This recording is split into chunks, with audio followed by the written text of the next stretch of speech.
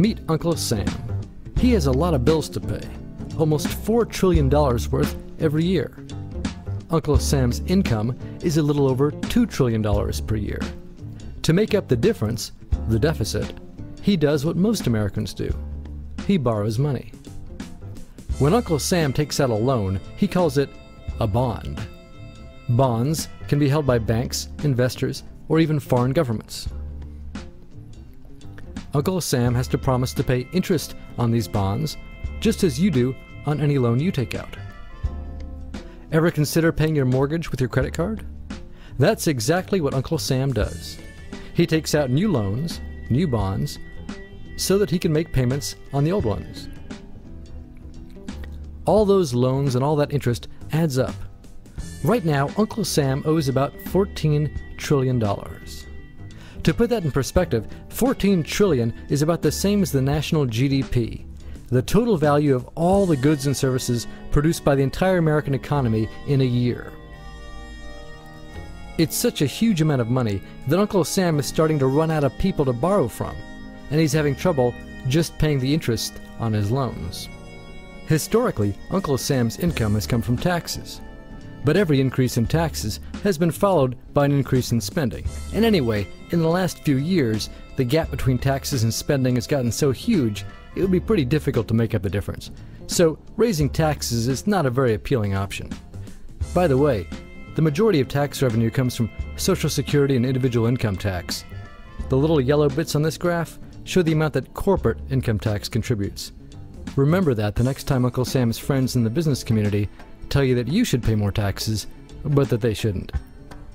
Anyway, Uncle Sam has one more way to make money. Just make it. He can place a phone call to the Federal Reserve, which is our central bank, and like magic, money is created and deposited in banks all around America. The problem is that the more of something there is, the less it's worth. Same goes for the US dollar. The more dollars there are, the less each one will buy.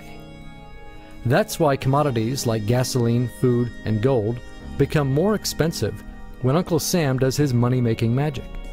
The commodities aren't really worth more, your money is just worth less. That's called inflation. Remember the foreign governments that lent money to Uncle Sam? When they lent money to the American government, something interesting happened. It made the US look richer and their countries look poorer. When another country looks poor and America looks rich, $1 of our money buys a lot of their money. So they can pay their workers only a few pennies a day. With such low labor costs, they can sell their products in America for lower prices than any American manufacturer can. The easiest way for American companies to compete becomes to move their factories overseas and pay their foreign workers a few pennies a day too. This causes a recession. Americans lose their jobs, stop paying taxes, and start collecting federal benefits like Medicaid and unemployment. This means that Uncle Sam has even less income and even more expenses. At the same time, the people who still have jobs are desperate to keep them, so they tend to do more work but not to get paid anymore. When your dollars are worth less and you're not earning more of them, that's called stagflation. And this is why Uncle Sam is in a catch-22. He can't raise taxes or cut spending without making the recession worse.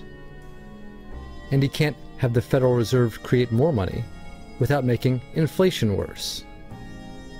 For now, he can keep borrowing money, but since he can't even pay the interest on the loans he already has, it just makes the eventual bankruptcy even worse. Whether in 2 months or 2 years, the day will inevitably come when Uncle Sam can no longer pay his bills. When that happens, the banks, investors, and foreign governments who are counting on that money won't be able to pay their bills either. If investors can't pay their bills, corporations won't be able to pay their employees. If banks can't pay their bills, you won't be able to take out a loan, use a credit card, or even withdraw your savings.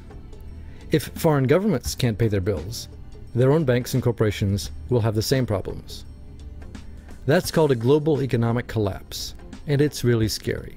It's never happened before, so nobody really knows how bad it will be, how long it will last, or even how we'll eventually get out of it.